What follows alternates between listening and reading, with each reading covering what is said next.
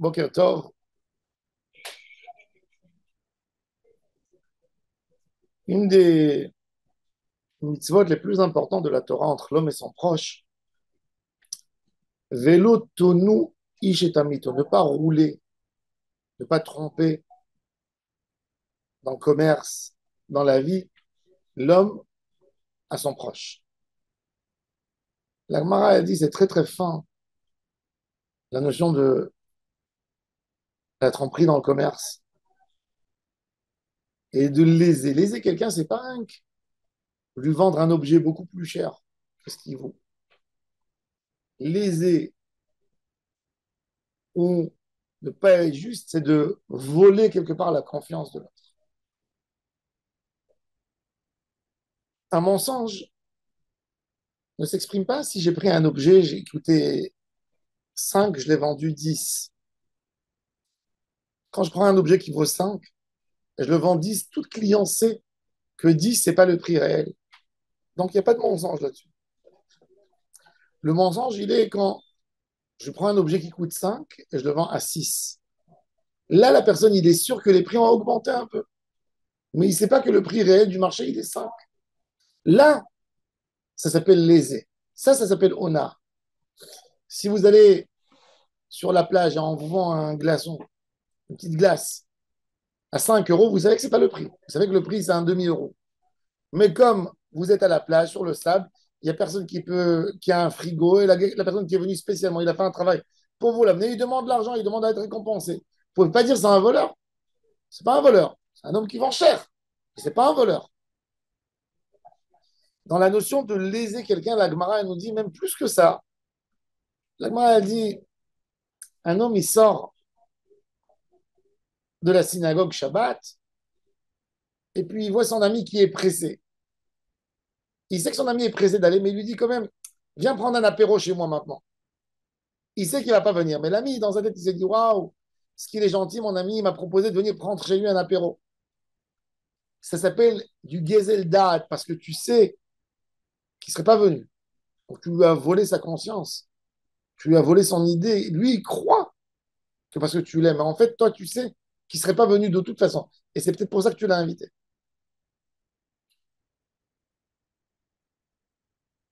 Et ça, c'est assourd. Ça peut arriver des fois, on sait qu'il y a quelqu'un qui ne va pas venir pour un mariage qu'on fait. Et on lui envoie quand même une carte d'invitation. Il faut lui dire, c'est honorable, voilà, je t'ai appelé. Si tu veux venir, avec le plus grand des plaisirs. Mais quand tu sais que la personne ne viendra pas de toute façon, tu n'as pas à l'inviter. Parce que tu sais qu'il ne viendra pas. Alors, tu fais quoi dans ce geste? Tu fais un geste de quoi? De politesse. Il faut faire attention que ce ne soit pas du mensonge. La Hona'a, elle a deux choses. Elle a deux aspects.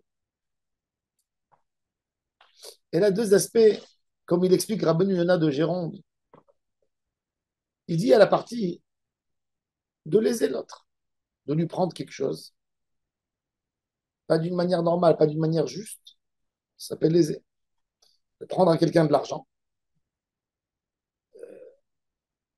sans qu'il s'aperçoive. C'est de lui voler quelque part, c'est de prendre à l'autre. Ça, c'est un aspect. Cet aspect, il est très dur. Il y a un deuxième aspect pour toi. Ne pas te comporter toi par rapport à toi. Quand tu te regardes dans le miroir, tu n'es pas honnête. Par exemple, il y a plein d'exemples, mais je donne un exemple simple. Il y a quelqu'un qui travaille avec un associé ou avec un collègue. Son collègue lui a pris de l'argent, lui a pris. Il lui a dit, tu sais, tu m'as pris de l'argent. Non, je ne t'ai pas pris, c'est toi qui me dois. Un jour, il a une occasion de récupérer son argent sans que l'autre se rende compte de la caisse. Il est en dilemme. Je veux me rendre mon argent sans qu'il sache. Voilà. Je veux le prendre. Il me devait 100 euros. Il m'a fait une histoire. Je ne voulais pas me disputer avec lui. Voilà, maintenant, je vais les prendre. Il ne va pas se rendre compte. Je vais lui faire une fausse facture. Je vais lui faire du vol. C'est pas du vol. Tu récupères ton argent. Mais du mensonge, un manque de confiance entre toi et lui, il y a. Et quand tu te comportes avec lui normalement comme si de rien n'était, tu as un voleur. Par rapport à qui? Par rapport à toi, pas par rapport à l'autre. Quand quelqu'un il dit une fausse info, à part le dégât qu'il a menti à l'autre, il a un problème qu'il a détruit sa propre Neshama. Ça, c'est pire que tout parce que l'autre, tu peux lui rendre l'argent un jour.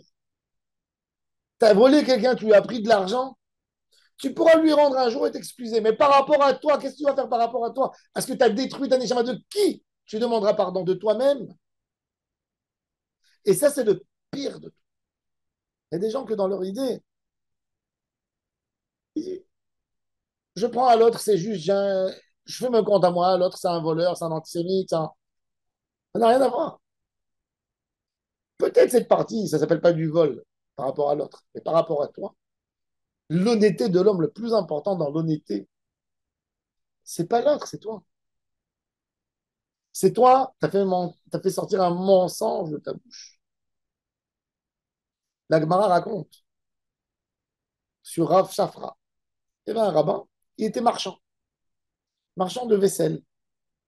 Il avait son petit étalage dans le marché, il vendait des assiettes, des carafes, des bouteilles.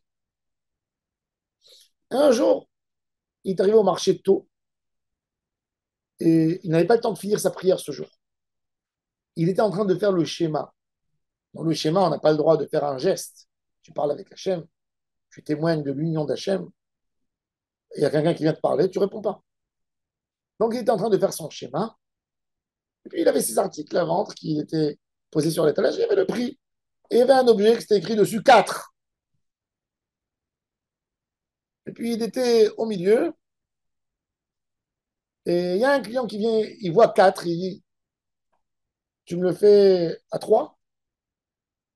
Rav Safra ne répond pas. Il était en plein schéma. Tu me le fais à 3, il répond pas. Il est concentré comme ça. Bon, la personne, il a dit, je vais aller tourner au marché, je vais voir, peut-être je vais trouver à 3. Enfin, il va chez les autres vendeurs, personne qui veut lui vendre à 3. Donc, il dit, je vais aller chez le premier vendeur, c'était à 4, mais il m'a l'air un homme fidèle et bien, donc un bon produit. Donc il revient chez lui, chez Rav Safra. Et il lui dit, bon, ben, je suis prêt à te l'acheter à 4. Tiens, 4. Rav Safra, il lui dit, non, non, 3. Non, il a fait sortir déjà 4. Il lui a donné. Non, 3. Quand tu m'as dit pour 3, je ne t'ai pas répondu parce que j'étais en plein schéma. J'étais prêt de le vendre à 3. Il est resté longtemps sur l'étalage, je veux le vendre, je veux m'en débarrasser. Et, et après, tu es parti.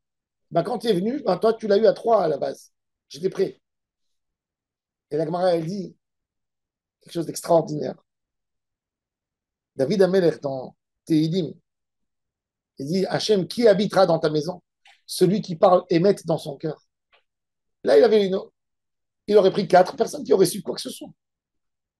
Mais comme dans son cœur, il a décidé déjà de le vendre à 3, il a dit si je prends 4, j'ai menti à mon cœur. Mon cœur a déjà pensé quelque chose. Ça, c'est un autre niveau d'honnêteté. Mais moi, je dis ok, on n'est pas tous Rav Safra. Faire attention dans nos paroles, de ne pas mentir à nous-mêmes. Quand quelqu'un il ment pas pour l'autre, il ment pour soi. Toi, tu as été dégradé, tu t'es menti à toi-même. Tu ne tiens pas ta parole par rapport à toi. C'est pas la question. Est-ce que c'est du vol ou c'est pas du vol? La question, elle est par rapport à nous. Et chaque fois, quand on a une épreuve, on doit se regarder dans le miroir. C'est-à-dire, qu'est-ce que je veux de moi-même? Comment je veux gérer ma neshama à moi?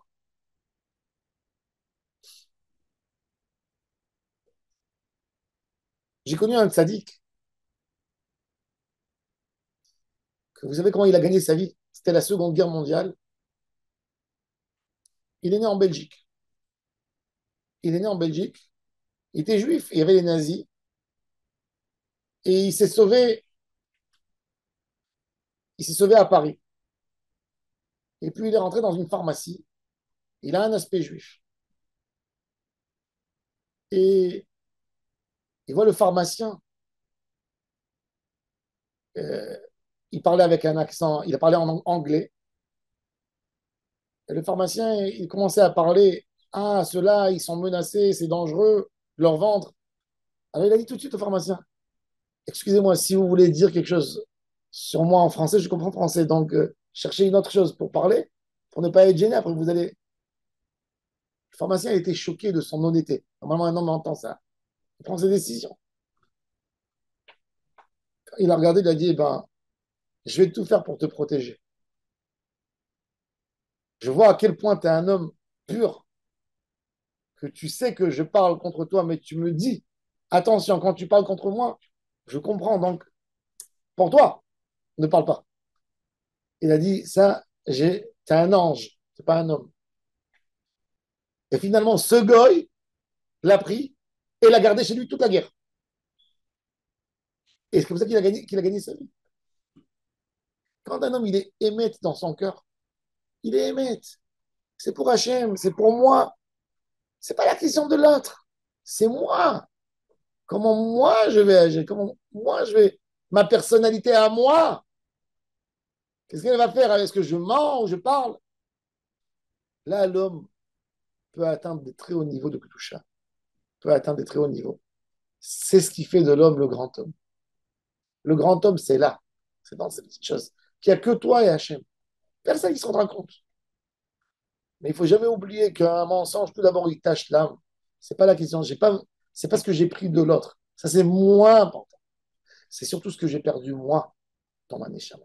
Ça, c'est l'éducation et ça, c'est les valeurs qu'il faut transmettre aux enfants pour avoir l'honnêteté, pour avoir le cœur pur, propre, blanc, se coller au Hémet au plus qu'on peut se coller. Parce que le Hémet, il tient. Le Hémet, les lettres Hémet, elles ont deux pieds chacune. Le Aleph, il a deux pieds en bas. Le Mem, il a deux pieds en bas. Le Taf, il a deux pieds en bas. Ça veut dire que ça résiste. Le Sheker, le Shin, il a une pointe en bas. Le Kouf, il a un petit pied en bas. Et le Resh, il a un pied. Ça ne tient pas. Le mensonge, il peut tenir un petit moment. À la fin, il va tomber. Quand quelqu'un il part, des fois, on est tenté par une petite réussite. On se dit, ah, j'ai fait un petit coup, j'ai gratté 5 000 euros. Ouais, rien qu'avec ma parole, j'ai changé un petit truc. Non, monsieur. Dans le fond, tu vas perdre. Maintenant, tu étais honnête. Tu as gardé ton mot. Tu n'as pas essayé de gratter. Tu n'as pas essayé. Tu as été émette. Tu gagneras, tu laisseras pour tes enfants et tu vas grandir. Parce que la clé de la réussite, c'est l'honnêteté. Emouna, Beracha. Aleph, Bet. Emouna, un homme de confiance. Il a le bras. Gezel, Gimel. Le Gezel, qu'est-ce qui vient d'Alet? Dalout, la pauvreté, la misère. Un vol ne peut pas amener une bracha. Il peut t'amener de l'argent, mais il ne peut pas t'amener une bracha. L'argent, c'est rien. Si tu as de l'argent et tu n'as pas de bracha, c'est rien. Tu as tous les malheurs du monde avec l'argent. Une bracha, c'est de profiter de son argent. Profiter bien, qui lui amène un avantage, que ce qu'il a obtenu lui donne des fruits. Ça, c'est la bracha de l'argent. D'avoir de l'argent, ça ne veut rien dire. D'avoir dans ton compte plus un numéro qui est différent, c'est qu'un numéro, c'est rien. De bénéficier de l'argent, c'est la bracha. Et ça arrive par l'honnêteté. L'homme qui gagne son pain honnêtement, avec du émet.